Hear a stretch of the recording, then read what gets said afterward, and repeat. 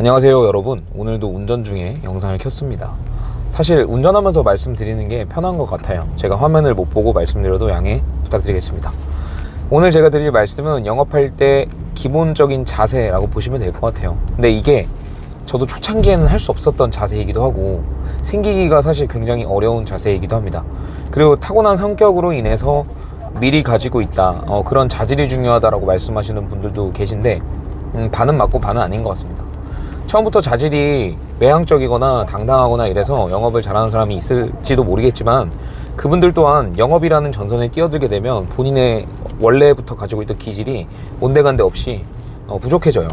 근데 마찬가지로 그런 기질이 아니더라도 자기가 외향적이거나 지나치게 당당하지 않더라도 경력이 생기고 경험이 생기면 그 짬과 바이브를 통해서 그게 자연스러워지는 경우도 있기 때문에 저는 반반이라고 말씀드리고 싶습니다.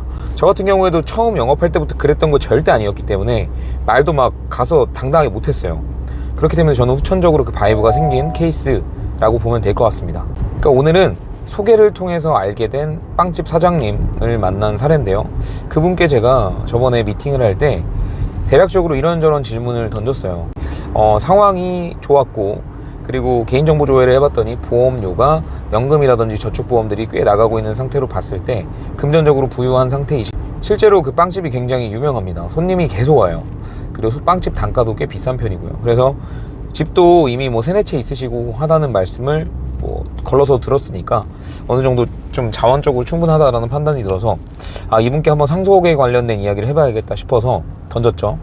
근데 호기심을 가지시더라고요. 한번 말씀해줘라 뽑아서. 그래서 팩트 파인딩이 완벽하게 되지 않은 상태에서 갔어요.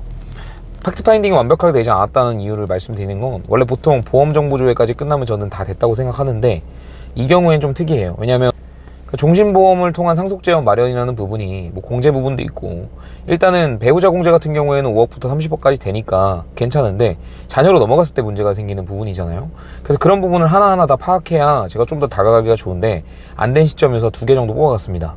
130만원짜리랑 250만원짜리 2개를 뽑아갔어요. 근데 말씀드리는 와중에 고객님 저한테 그런 말씀 하시더라고요.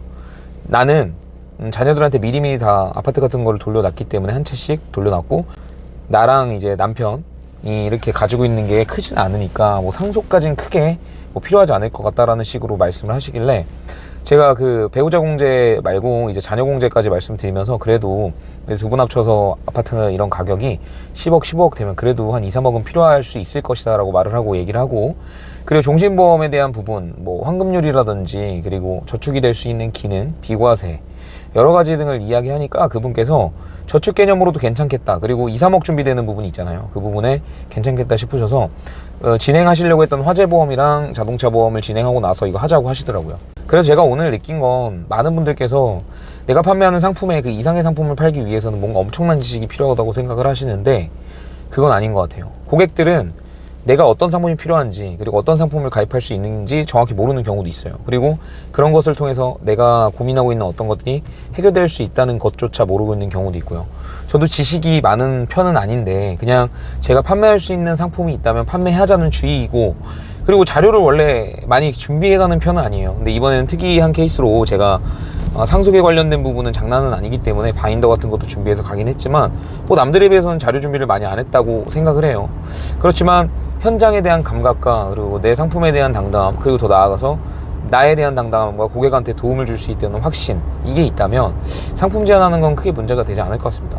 그래서 상품에 제한을 두지 마시고 그 고객의 상황에 맞게끔 맞는 상품을 제안하는 것도 좋은 것 같고요. 그리고 우리가 판매하는 15만원, 20만원 이런 종합형 상품이 금액이 크다고 생각하는 고객님들도 계시지만 이미 돈이 더 많거나 자산이 더 넉넉하신 분들은 150만원이나 200만원 또한 돈이 남는 거라고 한다면 전혀 부담이 안 되는 금액이실 수도 있기 때문에 여러 가지 혜택이나 기능들을 그리고 그 기능을 통해서 이루게 될 고객님들의 결핍을 해소하는 거 그리고 어떤 목표를 이루는 과정에서 더 도움을 줄 수 있는 부분 비전이라고 할 수 있겠죠. 그 부분을 설명해 드리면 조금 더 세일즈가 길게 심도 있고 디테일하게 들어가기보다는 심플하게 들어가는 것 같습니다. 그래서 오늘 그 말씀을 꼭 드리고 싶었고요.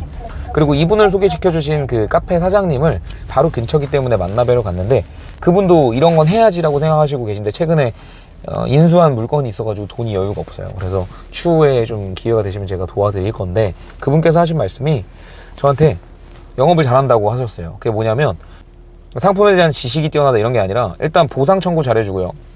연락 자주 하고 사소하게 챙겨드리고, 그리고 보통 보험 영업사원들이 와서 이 보험 얘기를 하는 거에 대해서 되게 고민을 많이 하는 게 보인대요. 되게 눈치 보고 이런 게 보인다는데, 저한테는 아니 뭐 들어올 때는 너무 막 거침없이 들어와서 후국 해버리고, 그리고 또 부담을 안 줄 땐 부담을 안 주니까 너무 좋았다, 정말 잘하는 것 같다, 그리고 열심히 한다, 너무 열심히 한다 젊은 청년이, 그 말씀 하시더라고요. 그도 그럴 것이 그분이 제 유튜브 구독자이기도 하니까, 그리고 제가 열심히 하는 모습을 더 말씀을 드리니까 그런 것 같아요. 그러니까 결국에는 여러분들께서 열심히 하는 모습들 고객님들께도 알게끔 해주시면 좋을 것 같고, 그리고 수줍어하는 거나 눈치 보는 거 고객님들이 더 잘 아니까 그냥 내가 확신이 있다 싶으시면 고민하기보다는 당당하게 말씀드리고 확신감을 전달시켜 드리는 게 중요한 것 같아요. 상품 다 중요하지만 결국엔 내가 가지고 있는 확신감과 진정성, 자신감으로 세일즈 하는 거니까요.